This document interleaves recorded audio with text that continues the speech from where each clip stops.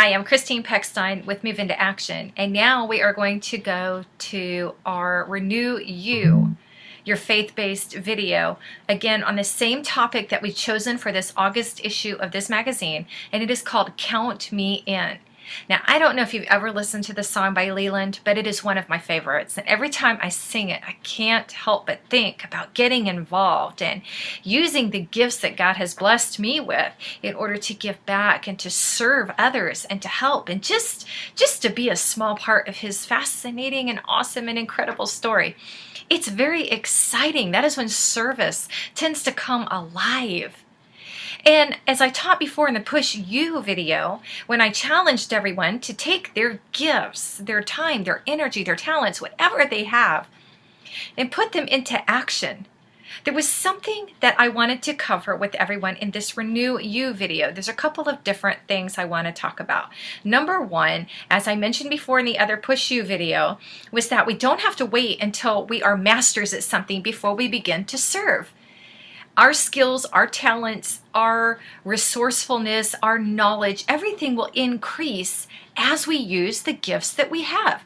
So while our gift may seem small and insignificant, the more we use it, the more adept we'll become in using it. We're going to learn more. We're going to master it. If you think of golfing, these golfers that end up on the Masters tours and all these things, they don't start in the Masters.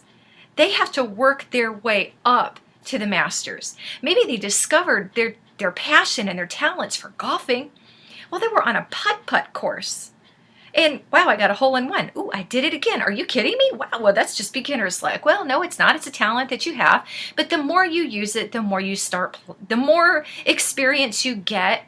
And then also the greater your responsibilities in using it, because we often don't start out with great responsibilities, but our responsibility level and so forth is increased along with our skill level.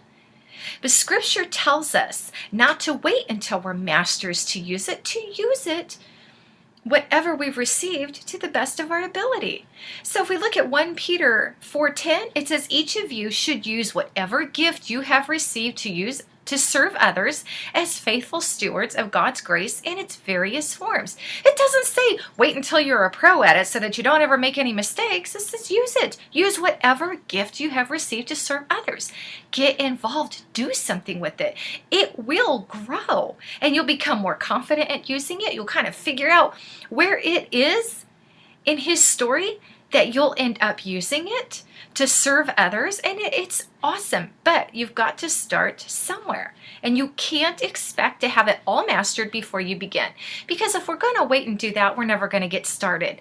So take whatever you've received and use it to serve. Likely, you're going to start out right where you are.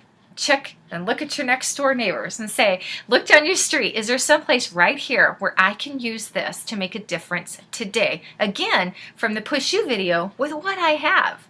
You don't have to have a lot. All you need is a little bit to get started. So take it and go. The second thing I want to talk to you about, and this is from a life management perspective. Sometimes it feels that there is 90% of the people doing 10% of the work. And the 10% of the people are the ones that are count me in, count me in, count me in. And they volunteer and they serve everywhere. And God bless their hearts. I mean, because you know what? We really do need people like that. But what I want to caution us as leaders about, and people who are serving in everything, are you serving in a way that you're being effective? And are you truly using the gifts that you have as you serve? Because what could happen is that you are so gung-ho, count me in on everything, and you're serving everywhere, is that you get burnt out in ministry. And you get compassion fatigue, and those are some real issues that come in with your life management, and it will affect not just your spiritual life, but your relationships and the community that you're in, and affect the 9 different life areas. So you need to be very careful about that. You don't want to do everything. That's not our purpose. Now, sometimes, yes, we do have to jump in and we just have to serve because the need is there. But I caution you about serving everywhere. And the leaders, I'm talking to you specifically right now, don't ask the same 10% of people who will serve over and over and over again when you have a need. A lot of times we will ask the same people over and over and over again, can you help with this? Oh yeah, can you help with that? And we have an opening here. We really need some volunteers. We tend to ask the same people over and over again simply because we know they're reliable and they'll say yes. I want to challenge you with this 15 minutes to renew you. I want you to sit for about 15 minutes and think of people that you have not asked to serve, or people that you see who are not serving yet, who are not involved in community. Go to them and see if you can get them connected somehow so that they will take the little bit that they have right now and start using it in a way that will impact the kingdom, that will impact the church, that will impact their community, to get them started. Because once we get somebody started, maintaining momentum is much easier than starting it every single time. So if we can get them plugged in somewhere, show them how to use what they have right now here today to make a difference where they're at, and show them why they need to serve and how to serve, and get them plugged in, get them moving into action, and then keeping them there. The other thing I want to caution you about are the people that have been serving forever. It might be time to give them a volunteer vacation.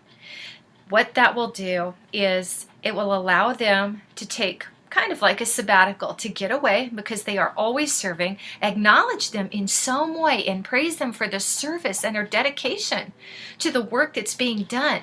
But then let them have a month or 6 weeks or 2 months off.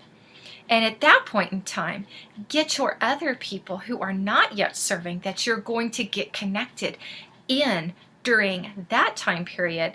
We want you to fill this in temporarily. Let's see how it works out, and then maybe transition them into other areas of service, but they're getting their feet wet.